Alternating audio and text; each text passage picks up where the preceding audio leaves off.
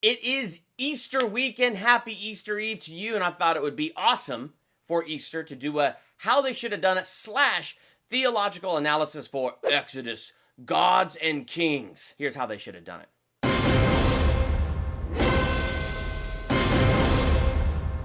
Welcome to Durbania. I'm Durbin, and this is how they should have done Exodus, gods and kings / a little bit of a theological analysis in there because it is Easter Eve. So happy Easter to all of you out there. I thought this was a good movie to jump into this time of year because, you know, it's the Exodus, it's the Passover, and to jump right into there and talk about all of that awesome stuff that could have just been done so much better in this movie. Honestly, I just feel like this movie kind of missed the boat on some amazing potential on what this movie really could have been.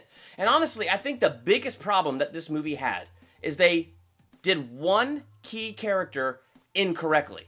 And by portraying this one key character incorrectly, it totally nosedived, I think, this movie. It nosedived what this movie should have been, what this movie could have been, and it made, like, when I watched this movie through the second time to put this analysis together, like, the movie just had a kind of cold feeling to it. And so by misrepresenting just this one character, I think that's why this movie has a cold feeling. The character they misrepresented? These pharaohs who imagine they're living gods, they're nothing more than flesh and blood. I want to see them on their knees begging for it to stop! They portrayed God as an angry child. Now, before I went in to see this movie and I saw that they were going to portray God as a child, I was like, okay, weird choice. And then I read they wanted to do it because the innocence of a child, they wanted to portray the innocence of God. And I was like, oh, okay.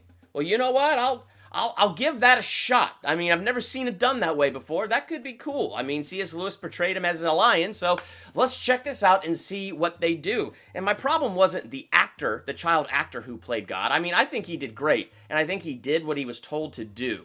But I just don't think what he was told to do was great. Because as is seen in that scene where God is throwing a 12-year-old temper tantrum, no, bam, bam, it made God feel cheap and weak. It's like they were trying to make God just as flawed and human as you and me. And all that did was rob the story of its full power. It robbed the story of what it could have really been. It just absolutely robbed it. And then the first time you meet God... I need a general. Why? To fight. What else? Fight who? I think you know. I need a general my foot. Not only did they not even do the lines that are in Exodus, so not only could they just not follow what was in the Bible, they had to make up their own stuff and put it there. I mean, I get it. In the Bible, the burning bush is kind of a long scene, and you have a lot of movie you want to cover. So yeah, I get the idea of let's abbreviate that a little bit. But ignoring what's on the page and making up your own crap, I just don't feel like that's how you do this scene. And throughout that whole scene, as God is talking to Moses, first, it took a rock avalanche to knock Moses out so that he would see God in the burning bush. And then second, just the way that God is talking to him, there's a coldness to it. There's a coldness to his voice. There's a coldness to his presence. There's a disconnect, an absolute disconnect. He acts like a mean, spoiled child, which then takes Moses and collars him as a mean, spoiled child, because when he fights back and forth with God, it doesn't look like friends or contemporaries having logical conversations or learning from each other. That's not portrayed at all. What is portrayed is two children stamping their feet. I want to see them on their knees begging for it to stop! I'm tired of talking with a messenger! General! Now you're impatient. Oh! That to me is my biggest problem and the biggest change we're gonna make. So how should they have done this?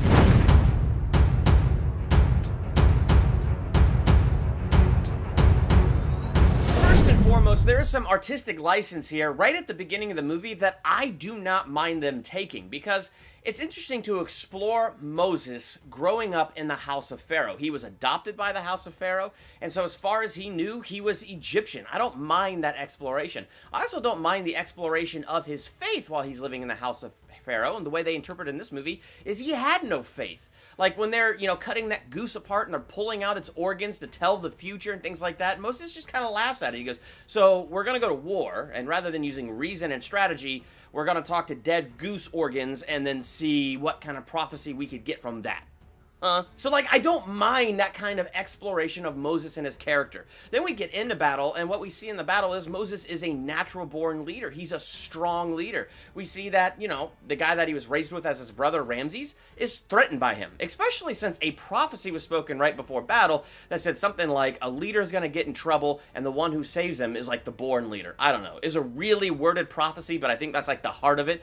The point is Moses saves Ramses, so Ramses even now more threatened by Moses because this other prophecy. And so like, I think that's kind of an interesting take on things. And to me, that could almost even communicate that God could still speak and give out something real even when they're like talking to gods that aren't real. God could still, through his power, reach in and be reaching Moses in these little ways. And so I thought that was kind of interesting. So it was kind of a nice exploration of Moses and, you know, his time living in the house of Pharaoh and what that might have been like for him and what he might have been like while he was there.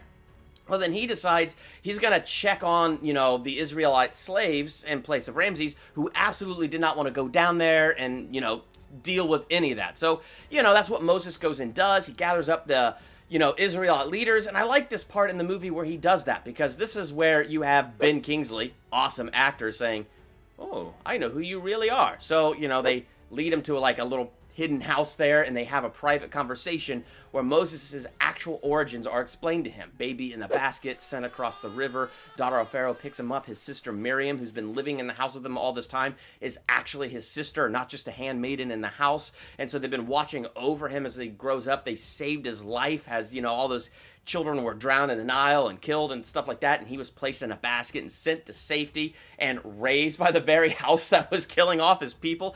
Very fascinating for him to learn that. What the movie did here was really dumb. After Moses learned that, he steps out and these Egyptians try to arrest him, so he kills them. I mean, all he had to do was pull down his hood and go, "Hey, I'm a prince of Egypt. Come on, fools, back up." And so, like, give a day where he's contemplating, am I really a Hebrew? And maybe he finds himself starting to attach to them and feel pity for them. And thinking even for a moment that he might actually be a Hebrew and seeing the burdens they bear, maybe we see him start to soften towards them and feel sorry until he sees an Egyptian beating a Hebrew. So he goes over there and nobody's watching, so he freaking kills the Egyptian. That has so much more power. And then maybe, so in the movie, some spies overheard the private conversation that Moses was really a Hebrew. So they reported it to, you know, the Egyptian leaders, and it made it back to Pharaoh. So let's keep that. I like that. I thought that was interesting. And, you know, Pharaoh threatens to cut off Miriam's hand, and Moses stops it. Are you his sister? No. Yes! So he kind of confirmed the story is true, but then what gives this moment more power is now that we've seen a day of him contemplating, we've seen him murder an Egyptian and he's feeling guilty about that. Now it's starting to show the power in the fact that he kind of does believe this story. He's starting to accept this story that he's adopted into this house. Because what we could do throughout the beginning of this movie, even while he's a general and leading the army, he knows something's amiss. I mean, that's how it always starts with these heroes, right? They know something is different. Superman, who is based off of Moses, by his powers, knows that he's different. He knows something is off about his life. And so when he begins to accept who he is, he's able to step out and do great things. I want that same journey in this first act, with that powerful scene where Miriam's hand is about to be cut off and Moses stops it. Artistic license, but to show us him starting to accept the story. And then as Ramses is like, okay, I gotta think about what to do with this. The next day, Moses finds out. People know he killed an Egyptian. So he's like, all right, I'm on thin ice. See ya. And he gets out of there. And that could be an awesome dramatic moment. Why not throw a chase scene in there? There was this scene in the movie where spies were sent to kill him and he took them out. I mean, let's just show, like, I didn't mind showing that Moses was a fighter and that he had a lot of strength. Like, I didn't mind that at all. And so I don't mind little scenes and artistic license moments like that. Like, I don't mind that. As long as we're sticking to the heart of the story and we're sticking to Exodus and following what it said. So then he gets to the land of Midian, he meets his wife, he meets his father-in-law, he has a kid, and so has his family out here in the desert, and we see things are going good. This is where we get to the next crucial scene.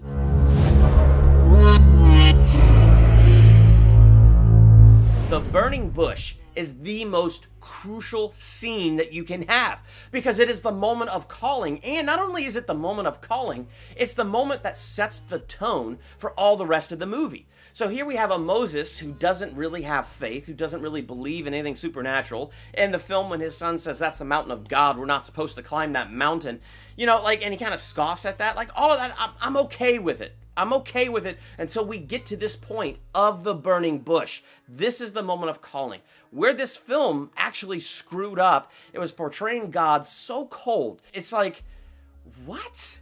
It set the tone the wrong way and made our two main characters very childish towards each other. So it set the wrong tone that the story of Exodus needed to be. So we got to set the right tone. He's not supposed to climb the mountain of God. He knows this, but some sheep get away, and so he's chasing them up there. We'll say maybe the sun is setting, or maybe it's the heat of the day, because bush is randomly catching fire. Like, that's kind of a common thing. The thing that was uncommon about this bush was that nothing was burning. It was on fire, but nothing was burning. So as he's chasing his sheep up there, he sees this sight, so he goes over to it. But I want to do something kind of special here. Because, you know, I have a Bible that has a lot of really cool footnotes in it, and one of the footnotes, it's talking about the burning bush and how what was going on with the fire was the Shekinah glory. Now, this is where you're reading the Bible and you see those moments where just the glory cloud of God descends, the light of God descends. It's like a manifested presence of God without, you know, looking God straight in the face and dying. It's like the manifested presence of God. And so I think that's what this could be, the Shekinah glory all around this bush, and it looks like fire, but the bush isn't burning. And maybe since it is this presence of God, the beauty of it could just transfix us. I mean, come on, the CGI that we're able to accomplish in film today is incredible. Why couldn't we do something magnificently beautiful with this fire to make it be like the Shekinah glory of God that draws Moses in as he hears a voice calling him out of there? Something else is it talks about the angel of the Lord speaking to Moses out of the fire. But here's what's interesting about it. The voice says, remove your sandals because the ground on which you stand is holy ground. And this angel receives worship. But you go through the Bible, angels don't do that. They don't like being worshiped. They say, hey, we are servants just like you are. Worship God and God alone. And so what is this angel? And like in my Bible, it's a capital A. And so wherever this happens, and there's an angel with a capital A that accepts a sacrifice or it receives worship, this is something different. This is not really an angel, but a lot of my notes in the Bible, they talk about how this could be a pre-incarnate Christ. And it's also how Moses could look upon him and not die, because Christ is the visible image of the invisible God. So this could be why he's able to look on this and not die. This could be why it's an angel of the Lord speaking out of the fire, and it's saying, hey, this ground is holy. Remove your sandals. And so here it is. And what we could do is have some fun with that. And as the light lights up, and at different points while it speaks, we see the outline and form of a man in the light. We can't make out features or anything like that, but maybe it's just the form, the outline of what we would typically picture Jesus. And so we see that. And we could have like dramatic moments where at certain points when God is speaking out of this bush, that it will flare up like that and then quickly go down. You know, like, so like the bush is a character. The Shekinah glory coming out of here is a character. The next thing is it can't be cold. This voice says, I am the God of Abraham, Isaac, and Jacob, your forefathers. This voice identifies who he is. I'm God. It says to Moses, your people. I am the God of Abraham, Isaac, and Jacob, your forefathers. So he's identifying to Moses who he is. These are your people. These are your people in Egypt. I am the real God. Really what's happening here, it's like a Paul on the road to Damascus moment where Paul persecutes Christians. Suddenly he sees Jesus on the road and his life is changed forever. If we're going to do some artistic license and explore Moses as somebody who didn't believe in anything supernatural, then this is the road to Damascus moment where everything changes, where the calling comes onto his life. And as God is speaking to him, I think we can have a lot of fun with the fact that Moses now acknowledging God is real, the God of his people is real. He's experiencing this power, and God is saying, I'm calling you to deliver my people. And so when he can see visions in the fire of the people being oppressed, hear them crying out, and how God hears their cries and how God hears their prayers. And now he's here calling Moses to be that answer. And Moses could just like back away. And like there's several points where Moses tries to get out of this. Like, you know, wait a minute. I killed an Egyptian. I can't go back. Wait a minute. Why would they even listen to me? I was raised by the people who are oppressing your people. Wait a minute. I have a stutter. I have a stutter. So I can't talk. So I'm the wrong guy to be your voice. And then this is like, you know, where the anger of God flares up. And oh my gosh, the way the anger of God flares up, I just love that scene in Prince of Egypt. How can I even speak to these people? Who made that mouth? Moses, I shall be with you when you go to the king of Egypt. Because when you watch that scene, it's anger for a moment that flares up and says, hey, I am the one who created the tongue. I'm the one who made the mouth to speak. Do not be afraid to go and speak. But then instantly it turns to this tender love where Moses goes to hide his face. The light reaches around him and picks him up and lifts up his face. So not letting him hide in shame. And what's really interesting is a lot of times when we talk about the anger of God, like it sounds so bad, but I love this footnote that is in my Bible in this very scene with the fire, you know, where God raises his voice towards Moses. This footnote says this: when Moses encounters God's anger, it is not the wrath of an indignant monarch, but the intensity of a loving God. Moses was on the verge of missing a great destiny. Rather than leave Moses to his mediocre existence, God flashed his anger in an attempt to capture Moses' attention and provoke him to obedience. Not because God was so egocentric that he wanted his will done at all cost, but because he cared enough for Moses to not let him miss his opportunity. So even in this moment where God flashes his anger, it's not impatience, it's not meanness, it's not strictness, it's not coming down on Moses being like, oh, come on! No, it's that passionate, dude, I am calling you. Don't miss this moment. Don't miss this calling. So even in that anger, we can pick up compassion and mercy. So we're getting these characteristics of God, who is compassionate, who's full of mercy, who hears the prayers and the cries of his people, who is now bringing up an answer to their cries and an answer to their prayers so that they can be delivered. And even so, Moses, who freaked out and was a murderer, is now being called up out of that and being like, dude, just go back. I don't care. You murdered an Egyptian. It's gone. Done. Now go back. You were raised in the house of Pharaoh. They don't like that. Go back. And Moses is like, okay, well, give me a sign. And I love this because we didn't even have this in the movie where God says, hey, take your staff and throw it on the ground. I love this because when you think about it, that staff was just a mundane thing to Moses. A mundane, everyday part of his just everyday job. And then God takes this mundane thing and it becomes the very sign of his calling when he throws it to the ground and it becomes a serpent. And I love it because we can have great moments where Moses is just like, ah! Snakes. Why did it have to be snakes? Because that's what I would do, man. My gosh, if I threw something on the ground and it turned to a snake, I'm not touching that. I'm getting far away from that thing. And then God's like, pick it up. Dude, it's a snake. It's a magic snake. Are you kidding me? No. God's like, pick it up. And, fun moment of him reaching out.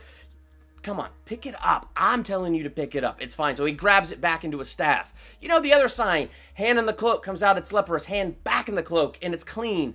Then God says, hey, go get some water from the Nile, pour it on the ground, it's going to turn into blood. Show these signs to the elders of Israel. Then they'll know that I have spoken to you. Do that. And then he's like, okay, but what's your name?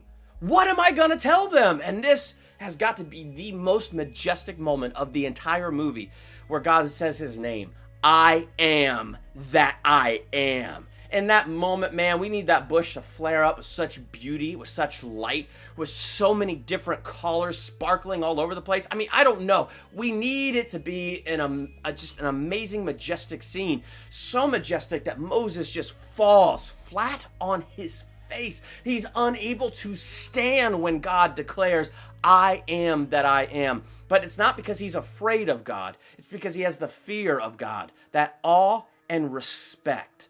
And this is the beginning of a beautiful friendship. In Exodus, Gods and Kings, this was the beginning of a weird, childish, immature relationship. What's going to happen here is this is going to be the beginning of a friendship, because the Bible is very clear. Moses and God, they talk to each other on the level of friends. And this is going to be the beginning of that. Oh, and we can't forget Aaron. I almost forgot Aaron. Everybody forgets Aaron and Prince of Egypt and Exodus and all that stuff. Aaron is Moses' blood brother. They can meet earlier on in the movie where he's learning his true heritage and he meets his brother. Maybe they bond and have some sort of conversation there. But carrying it over to here where Moses says, I can't talk. And God's like, okay, you can't talk. Your brother can, so I'm not letting you off the hook here. Don't miss this destiny. I'll give you your brother Aaron. He will be your mouthpiece, so I'll tell you the words. You tell them to Aaron, he'll speak, all right? It's going to work, and it's going to be fine. And so, like, Aaron stands with Moses before Pharaoh. We always miss that. Anyway, we're not going to miss that here. Aaron's going to come, and Moses is going to give this to Aaron and say, dude, you got to be my mouthpiece, and it's going to be epic.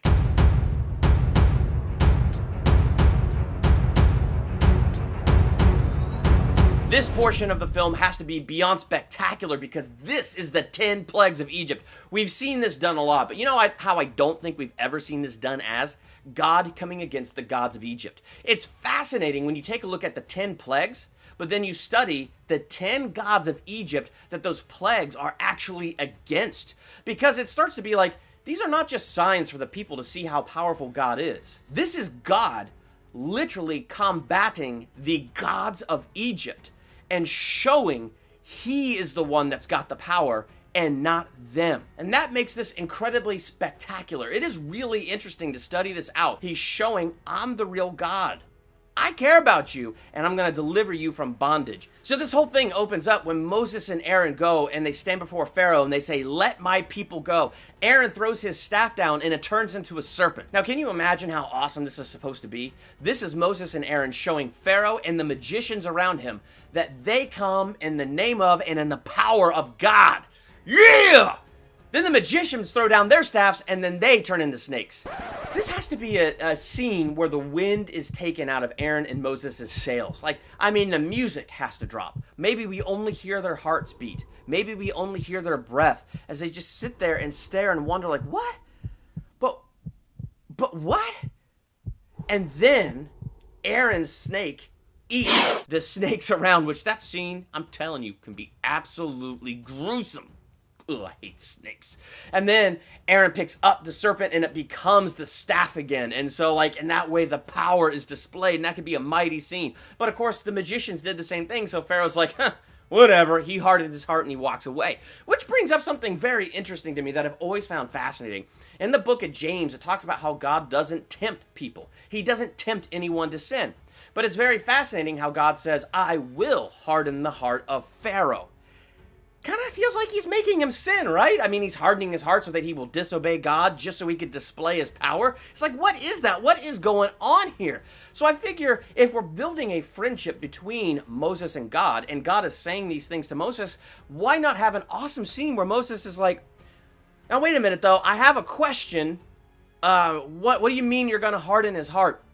And I heard it put best by this preacher one time. The same sun that hardens clay melt wax. What we want is hearts of wax. What that means is something moldable, something shapeable. You know, we're teachable. We can be taught. We can be formed and let God work in there and form us. The same sun then hardens clay. So clay then would represent the heart that is closed off to God. And so when his presence shows up, the heart of wax is now moldable to that presence. The heart of clay is now even more hardened against that presence. And we definitely do not want the clay hearts, but that's what Pharaoh has. And God knows that. I mean, the Bible says Pharaoh already had a hard heart before God even said, I will harden his heart. And so it's almost as if God's saying, look, I'm going to show up. My presence is going to be there, and it's going to be a very real thing. My people need to see it. A decision point needs to be made here, and my presence will bring that decision point. Now, Pharaoh's already chosen to have a hard heart. So when I show up, it's going to harden his heart. But I'm going to show up. because I'm going to deliver my people. His presence showing up did bring a decision point, but Pharaoh made a choice. His heart was hard. And now when God shows up in power, it hardens his heart. And God, knowing that this was going to happen, is like, knowing this, knowing what this guy has chosen, I'm going to use it to display my power. And they're going to see who the real God is. The 10 plagues, again, are so fascinating when you have more of that context that he's coming against the gods of Egypt. So when God turns the Nile into blood, the life-giving waters, it's interesting because the magicians, they get a cup of water and they turn it into blood. They call upon their god Happy. I'm definitely saying that name wrong, probably. H-A-P-I.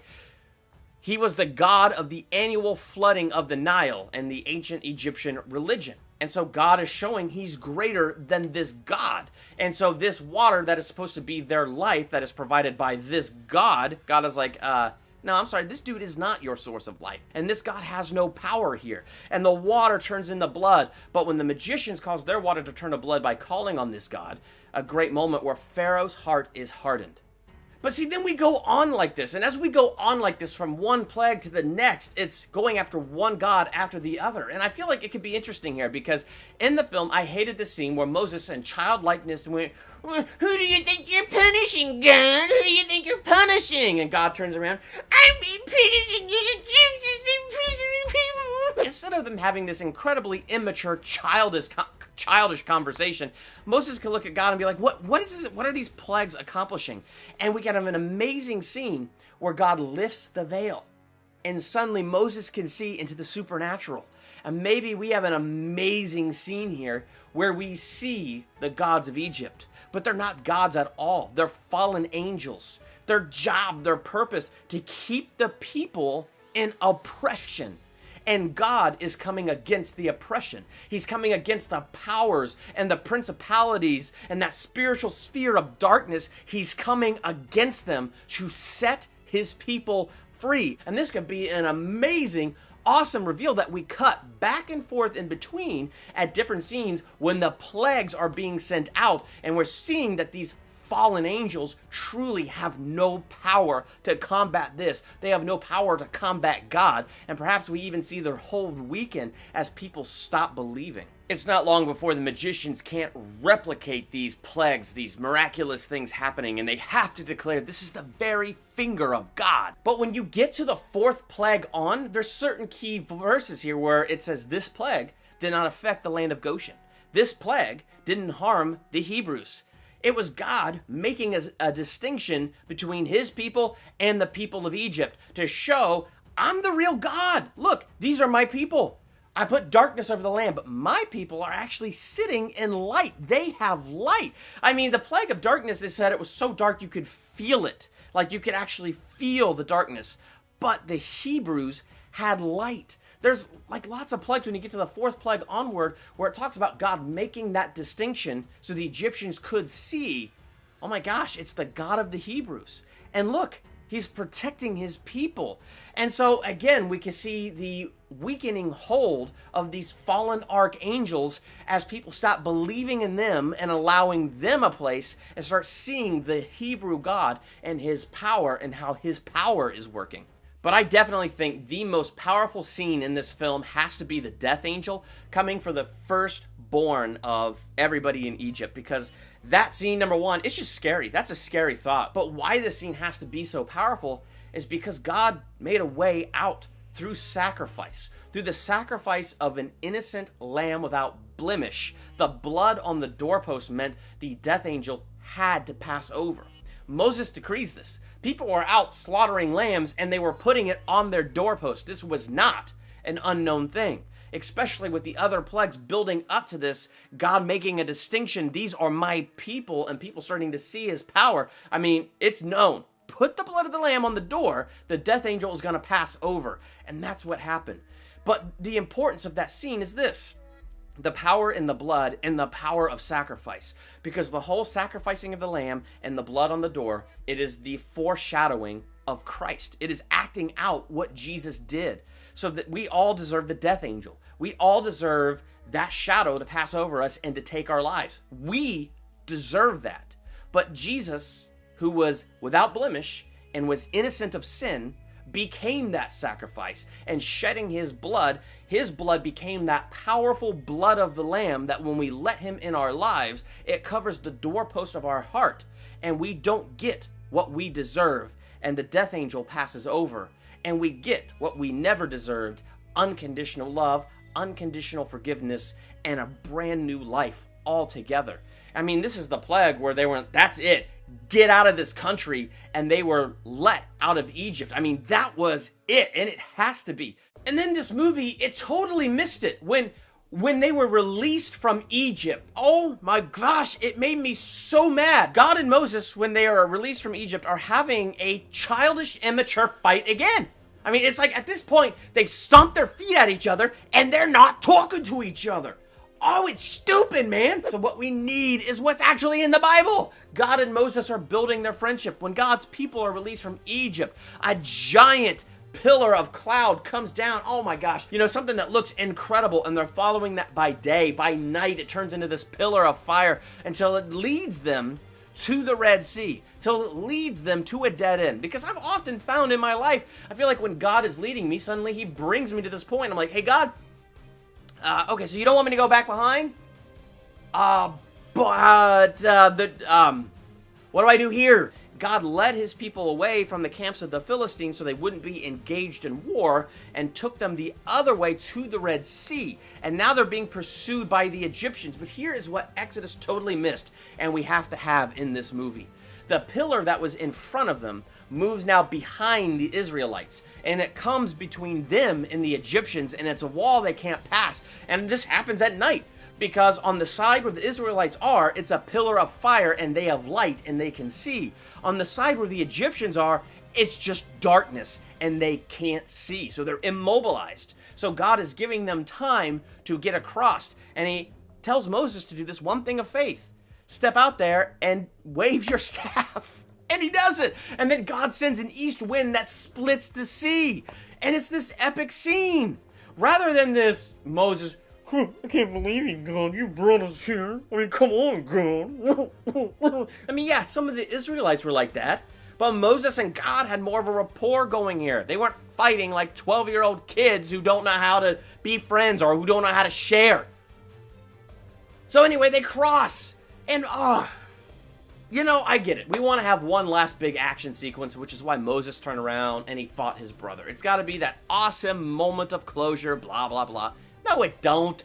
I mean, what happened in the movie? The waves were coming back in, and it crashed down on Moses' and Ramses' head, and I'm to believe that they survived. That much water crashed on their head, and I'm to believe they lived? Anyway, so no, we're going to keep this like the Bible, and then the waves are going to come down, and it's going to smash the Egyptians, and that's how we're going to end this movie, on a high note of praise, because all the people started praising God. All the times they were in fear when they were leaving Egypt and on their way to the Red Sea. They got to the Red Sea, and they're like, what? The Egyptians are going to kill us. Did y'all lead us out of Egypt just to die in the desert? In those moments of doubt, and then all of a sudden, God makes a way where there is no way, and it's so miraculous, they celebrate. So we're ending this movie on a high note before we get into, 40 years of whining and complaining. Ugh. That's how I would have done this movie. It's not like I hate the artistic license that this movie took, and it's not that this movie offends me. It's just they got the character of God wrong, so they missed the story. They missed the point of it. They missed what God was doing. They missed his heart towards Moses, and they missed his heart towards his people. A heart that continues to cry out to us today. It misses what the real Easter story is, man. That God brought his people miraculously out of bondage. He made a way where there wasn't a way and led them away from slavery. And that's the story of Easter, where we are in bondage to sin and there was no way. And then Jesus comes, dies for our sins, rises from the dead, and he made a way where there is no way. Death, the undefeatable foe, is now a defeated foe. He made a way where there wasn't a way, and that's the message of Easter. That's the power of Easter. It's also the power of Exodus. It's the power of that story of God delivering his people out of bondage and making a way where there wasn't one. And so I feel like this movie missed it because it was so caught up in trying to humanize God and humanize Moses that it made them immature children constantly fighting each other rather than showing what power is and what God does and how God cares about his people. So, how would you have done Exodus, Gods and Kings? If you saw this movie, did you like it? Let me know in the comments, and while you're there, hit the subscribe button to become a Durbanian, and hit the bell by the subscribe button. That way you're notified the next time I drop a How They Should Have Done It, or a theological analysis, a movie review, or anything else that I do here. Make sure you check out all that other stuff here on this channel. I'm Durbin. Thanks for checking out Durbania.